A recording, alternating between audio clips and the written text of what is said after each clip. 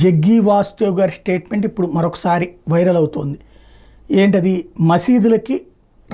మసీదుల మీదన రాష్ట్ర ప్రభుత్వం ఆధిపత్యం ఉండదు, మసీదులు వాళ్ళ చేతుల్లో ఏముండవు, అట్లాగే చర్చిలకి ప్రభుత్వపు ఆధీనంలో ఉండవు, అవన్నీ ప్రైవేట్గా నడుస్తాయి. ఒక్క ఆలయాలు మాత్రమే ఎందుకు ప్రభుత్వం చేతిలో ఉండాలి సెక్యులర్ పేరుతో, ఆయా మతాలకు ఇచ్చే స్వేచ్ఛ హిందూ ఆలయాలకి ఎందుకు ఉండదు అన్నట్టు.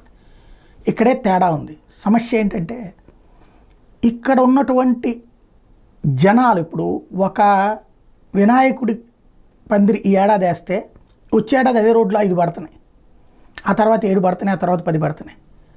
4 ఏళ్లకు ఒక పందిరి పెట్టుకుంటున్నారు. ఎందుకని?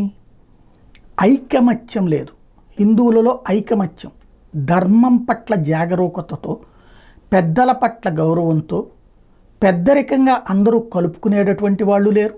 అలాగే యువతరాన్ని ప్రోత్సహిస్తూ ఈ ఒకే ఏరియాలో 10 మంది ఏంటి, అందరం కలిసి ఒకటి ఘనంగా నిర్వహిద్దాం అనేటటువంటి కాన్సెప్ట్ లేదు.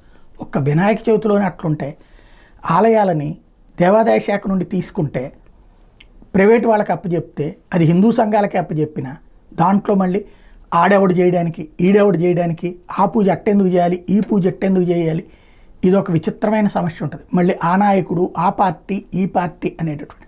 కాబట్టి తప్పట్లేదు ఈ దేశంలో హిందువుల మధ్య ఐక్యత లేనంత వరకు ఈ దేశాన్ని మొక్కలు చేసే దరిద్రులే ఈ దేశం మీదకి రాగలిగారు.